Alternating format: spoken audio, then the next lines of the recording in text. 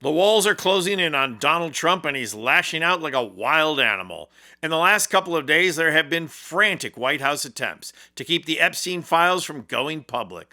All those attempts have turned up empty. So today, in a last-ditch effort to keep the evidence from the light of day, Trump texted out what he thought was a bombshell threat. I'm going to show that threat in just a second, but first, let's look at why Trump is so desperate. One of the reasons they are panicking is because Plan A finally came to an end. The Epstein shutdown, which Republicans kept trying to label the Schumer shutdown, came to an end. That forced MAGA Mike the Johnson to call the House to order and to swear in Adelita Grijalva, who provided the 218th signature on the discharge petition to vote on releasing the Epstein files. That's when Team Trump went to their surefire Plan B. And what was their plan? To get one of the dumbest members of Congress to change her mind and remove her signature from the discharge position. So they needed someone who was rather dim, who has little to no ethics, and is easily manipulated. That's when they scheduled a meeting with Lauren Boebert. CNN reported that Pam Bondi, Todd Blanche, and Kash Patel met with Boebert in the Situation Room at the White House to pressure Boebert to remove her name from the discharge position. They also tried to get Nancy Mace to change her mind as well.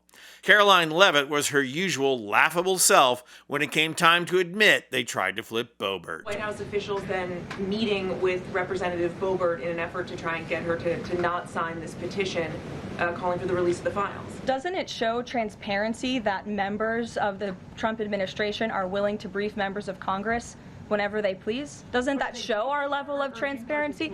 Doesn't that show the level of transparency when we are willing to sit down with members of Congress and address their concerns? That's a defining factor of transparency. Having discussions with members of Congress about various issues, and I'm not going to detail conversations that took place in the Situation Room, in the press briefing room. Well, they failed. Even dim-witted Lauren Boebert knew her career was over if she flipped on her signature or the upcoming vote.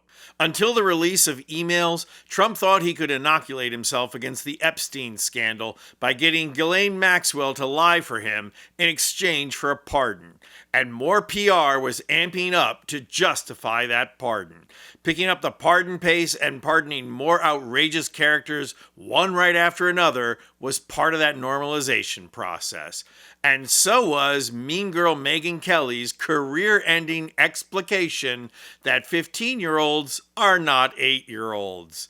It was nothing but bold-faced normalization of trafficking. Thank you, Megyn. So, cornered, now that the Epstein files are coming out, Trump took to social media to issue a threat that he thought would leave Democrats shaking in their boots.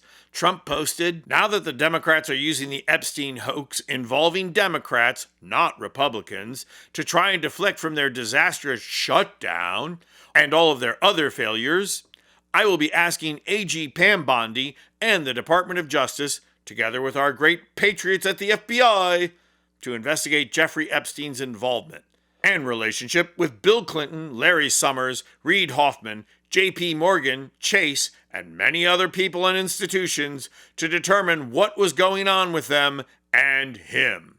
This is another Russia, Russia, Russia scam, with all the arrows pointing to the Democrats.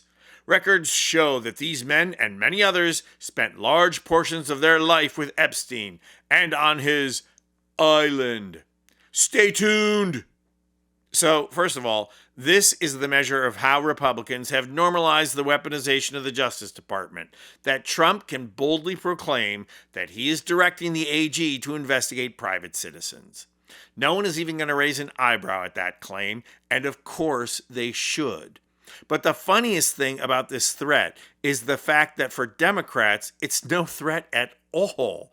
Even after the success of Mondani in New York and Graham Plattner's powerful candidacy in Maine, the Wall Street wing of the party has been at a fever pitch, telling all who will listen that the only way for Democrats to win is to move to the center.